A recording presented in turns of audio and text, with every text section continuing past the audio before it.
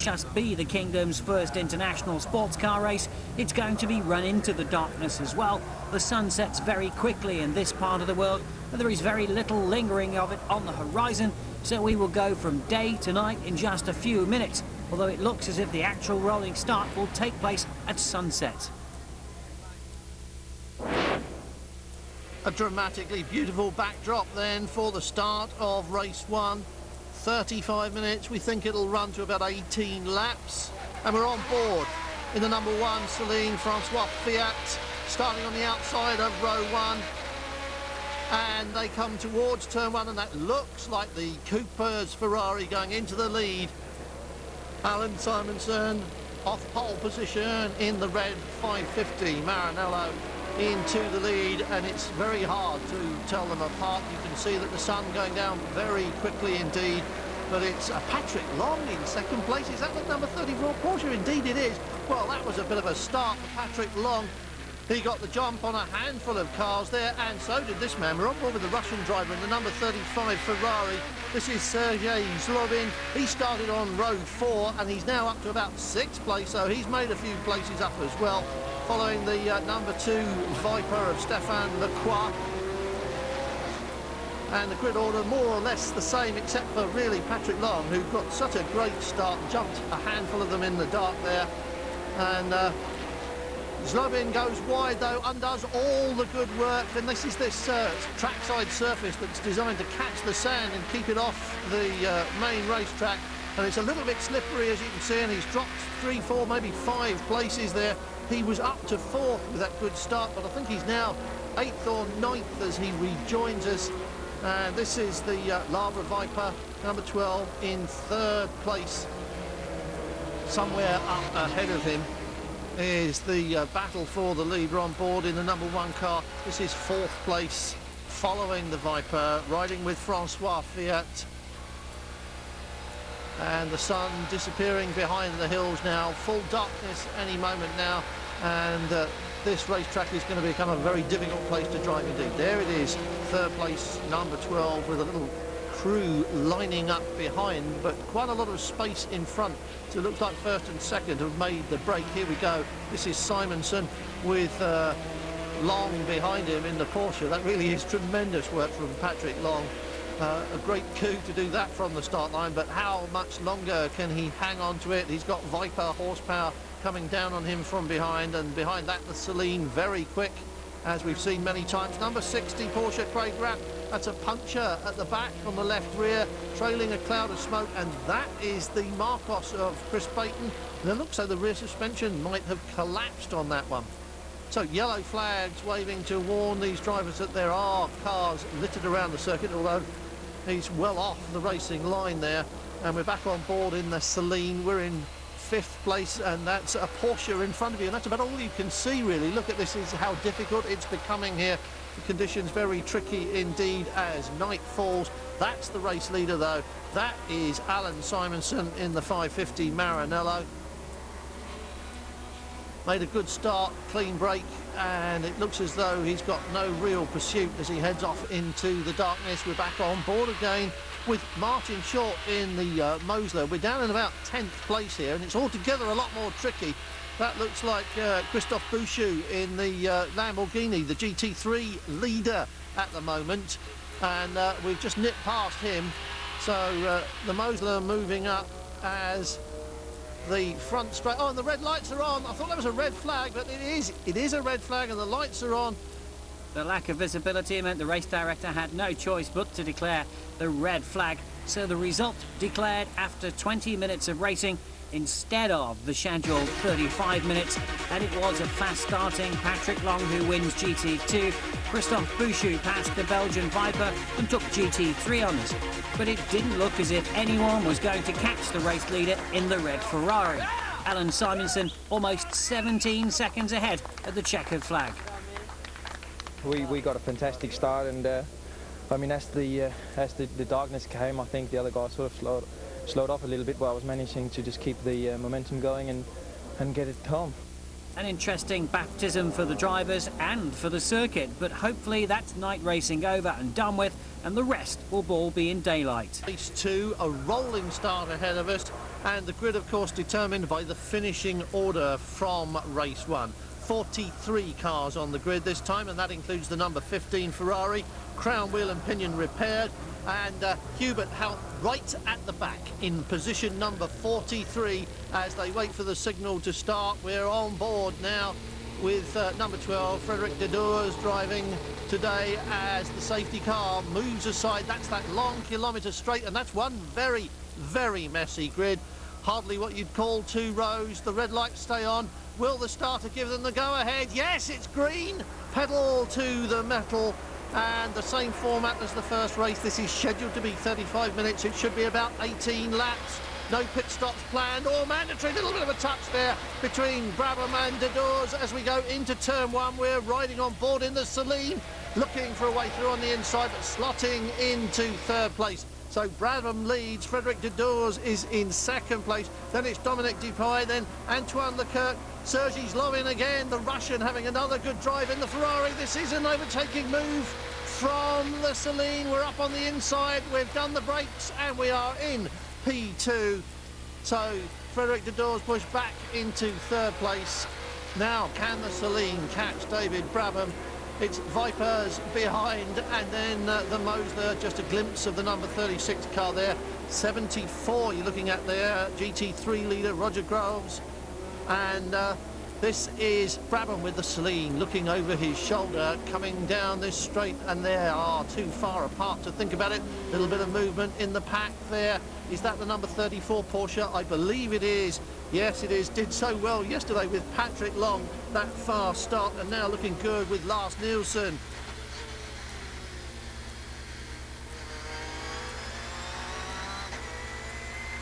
And just beginning to pull away, open up a little bit of space, and who's that parked by the side of the road? Kevin Riley. Oh, and that's Thierry Stepak, and that's a turbo. That huge cloud of smoke behind the Porsche, so characteristic of a blown turbo. And he'll be making his way back to the pits. Here's someone who's not making their way back to the pits, though. This is the race leader, still with that Celine, peering over his shoulder. David Brabham, we're on board now with Dominic Dupuy on this long 1,000-metre straight, and let's have a look at the horsepower difference between them. Almost nothing. He said yesterday that he thought the Ferrari had the horsepower edge, but he's closing right up under braking, and quite frankly David Brabham didn't really leap away from him, so they're still pretty evenly matched, and this could turn out to be an interesting contest between these two. Look behind them, and what do you see? Practically nothing, and that's Joost Vollenberg. Well, they had problems in the dark yesterday. They've stopped again today as we go on board with Sean Balfe in the Mosler, and that is Hubert Haupt from position number 43. He's just gone up to P7 after a couple of laps of this. So that's extraordinary work from Hubert Haupt, starting right at the back. And oh dear, Lamborghinis can be expensive to repair. Gregorio Tunon is going to have to spend a bit of money on the front end of that one as he tours back to the pits. And this is Frederic Dedours, passed by the GT2 leader in the corner, is he? Yes, he is. He just nips through on the inside with the Ferrari. Well, of course, it's just a little bit handier there than the Viper, but watch this. Big V10 engine, lots of horsepower, lots of torque, and he will just muscle past on this huge long front straight, take the position away from the Ferrari and shut the door as they go into turn 1. Easily done, but now watch, he's coming back already, having a look. Well, he's not going to give up on this. It's an interesting one because there's long straights and there's short twiddly bits in this circuit. There's something for everyone. Be interesting to see how that contest pans out as the Celine just a little bit sideways in the corner there behind the Ferrari, coming up on back markers now. Dupuy still very close. This battle has been going on and on and on. Oh, and he's done him. He's gone round him, but past the back marker. He has definitely gone past Brabham. Look to the right of the picture, there's no red car there. And Dupuy has nipped past when David Brabham went one way, he went the other way. He got it right, David Brabham got it wrong, and this is almost the end of the race. And there is no chance. Oh, another back marker gets quickly out of the way for them, but the checkered flag is waiting at the end of this straight, and that is the race done and dusted for Dominic Dupuy. Snatches it just a couple of corners from the end. And that was something else indeed. David Brabham would be very surprised by that, and so too Frederic Dedeurs, passed by the Ferrari just on the run to the flag. Will he catch him? I don't think so. That was a cheeky little move, and he's done it indeed. Well, two cheeky little overtaking manoeuvres. Yes, celebrating with a donut right in front of the camera, and you can understand his pleasure at that one. But let's have a look at the official result then. David Brabham literally pipped at the post by Dominic Dupree, the Frenchman sneaking past with 3 corners left to go when they came on a slower car almost side by side.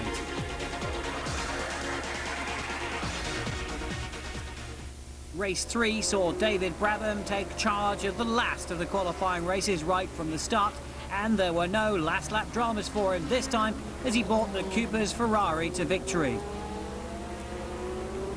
So David Brabham wins from Makowiecki by 27 seconds, and then it's Leclerc who came home in third, whilst it was Jean-Philippe Belloc who got the best of Patrick Long and therefore takes the GT2 class win, and the GT3 battle was a long way down on the rest of them, finishing up in 11th place overall.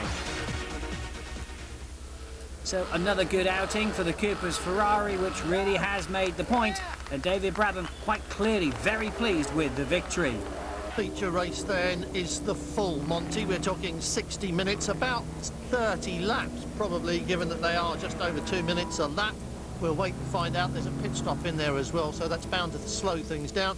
And the grid, of course, determined by the finishing order of race 3, with the number 8 Ferrari on pole, a pair of Vipers right behind, and a sterling drive from Jean-Philippe Belloc puts the GT2 Ferrari on the outside of row 2, with class rivals in the 34 Porsche on the inside of row 3. Stand by for fireworks when this lot gets the green light, because the Celine is way back on row 4 as a result of that puncture, and that means Francois Fiat will be looking to find his way through.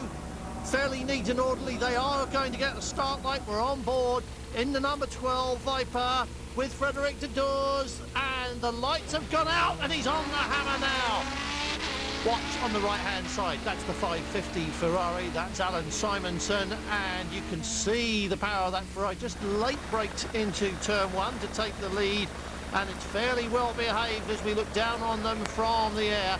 And already that red Ferrari streaking away at the front of the field. 1 or 2 people taking it fairly wide, but it all looks as if it's happened pretty much according to plan. Alan Simonson from Frederic Dedeurs, and behind that Wolfgang Kaufmann from 8th place. It was the yellow Ferrari making all the running. We're on board in the Celine with Francois Fiat down in 5th place now. Not so bad from where he started, but it was Wolfgang Kaufmann who really got it off pat there on the start in 3rd place, and a bit of tyre smoke from Dedeurs in the Viper as they unwind this opening lap and everything starts to come up to temperature. Simonson, Dedeurs, Kaufmann, and behind that Stéphane Lacroix, and then Francois Fiat in the Celine, and then Belloc in the little Ferrari. Top 3 pretty close together. 3 behind that pretty close together as well. Belloc doing a good job hanging on there. And who's that who's moved up? That's Adam Sharp, number 44, who's right behind Belloc. He started well and is looking strong on this opening lap.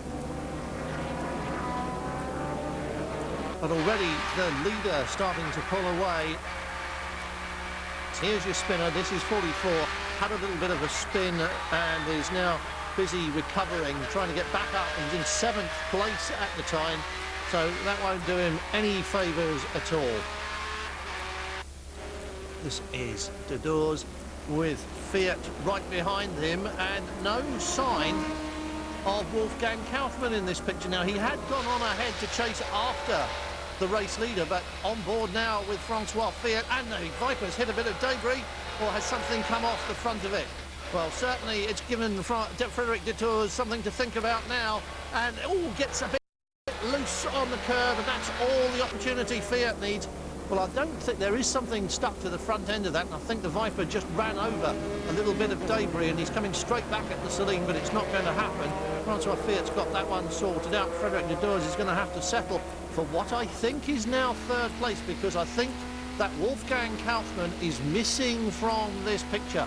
Somewhere up ahead is the red Ferrari of Alan Simonson, and the reason he's got such a big gap is that we have lost that tremendous performing Ferrari of Wolfgang Kaufmann.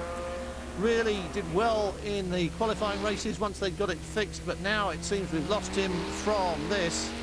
And we're on board again in that number 44 Porsche, trailing a little bit of bodywork, although he may not be aware of it at the moment because he probably can't see from inside the cockpit, but there's a huge lump of bodywork dangling behind this car, and they may have to show him the black flag. Now they've put a safety car on track to collect him and the bits of debris. We saw what was happening with the Dodeurs number 12 Viper, and they put the safety car out to give the track safety workers the chance to collect up all the little pointy bits of carbon fibre, because it really does make mincemeat out of race tyres, punctures, the immediate and inevitable result of running over carbon fibre. And really Frédéric Dodeur is very lucky that he hasn't suffered that fate.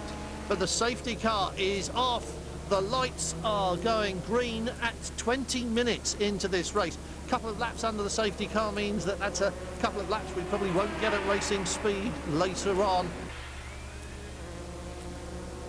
So it's still Celine and Viper second and third. Ferrari in the middle distance somewhere, P1. And they're coming into the pits together. Well, the window's open around about 20-22 minutes. That's where we are now in the race. And they come in together, and this is going to be a race between the teams to see who will come out first. 1 and 12 is the race order, and the Celine makes it stop. All the way up the pit lane goes Frédéric Dodeurs, while the Celine drivers swap places. In goes Dominic Dufoy, out, very unceremoniously bundled out comes Frédéric Dodeurs, and in goes Makovici. So how quickly can they get away? If the Viper crew can turn that car round fast enough, they'll be out in front of this one. This is Dufoy. Starts up and away he goes. Pit lane speed limit, remember, and that's a Viper in front of him. That is a Viper in front of him. Number 65 seems to have collapsed the back end. Whether that caused the spin or was a result of it, we don't know. That's the number 33 Porsche. And perhaps there was contact because it's smoking from the front end. Well, in comes the number 1 car, big lead, Simonson. And safety car, what a good call. Safety car going out because of those cars around the circuit. And this is a perfectly timed pit stop for the race leaders, although really they didn't need the benefit of a safety car to maintain position, but it's all going to bunch up again while they're following this car around. So race leader, couple of back markers, and there is second place, number 12. There is third place, number 1, as the safety car pulls aside. It's a clean start for David Brabham. And that's the British Ferrari. That's the number 53 car, which has spun. And we're on board now with Sergei Zlovin. He was the race leader during the pit stop and safety car interlude, but of course that's all changed now. Brabham up front, obviously doing his best to get away while he can, but there's the pass. Looks good as gold, absolutely no problems there. Well, it seemed as if it might have been a tyre problem then, or... Well, these are new tyres, obviously they've had a pit stop, but it might have been a tyre problem. Oh, and that is 35, that is Sergei Zlovin. That's a puncture, that's the bodywork destroyed.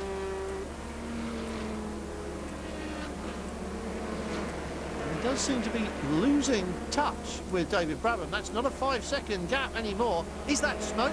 Here's Brabham coming round towards the end of what is certainly going to be his final lap.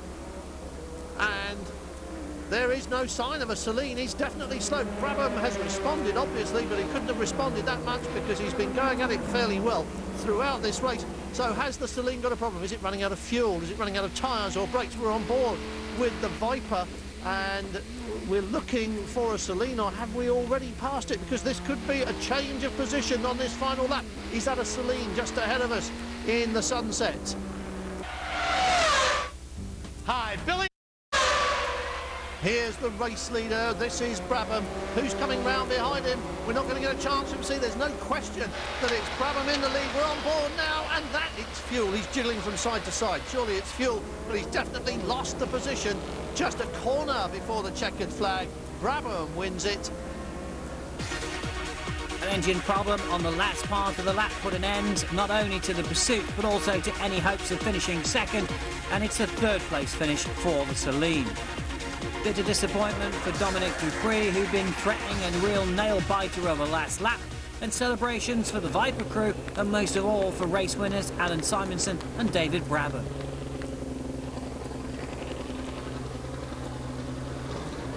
Yeah, I mean, it's a fantastic result for the Coopers team. I tell you what, I mean, for an Australian team to come over in an international race and show what they did is pretty awesome. Great credit to the guys. I mean, we couldn't have done it without Michelin tyres either. And Alan drove superb this weekend. He just adapted to this car beautifully. And full credit to everyone involved that helped this project. Champagne time for the winners of the big race then. The podium celebrations coming at about the same time of day that they started the first race yesterday. The difference now, though, is that the drivers and teams get the chance to savour this truly spectacular sunset. And it may be the first they've seen here, but it won't be the last, because they'll be coming back again next year.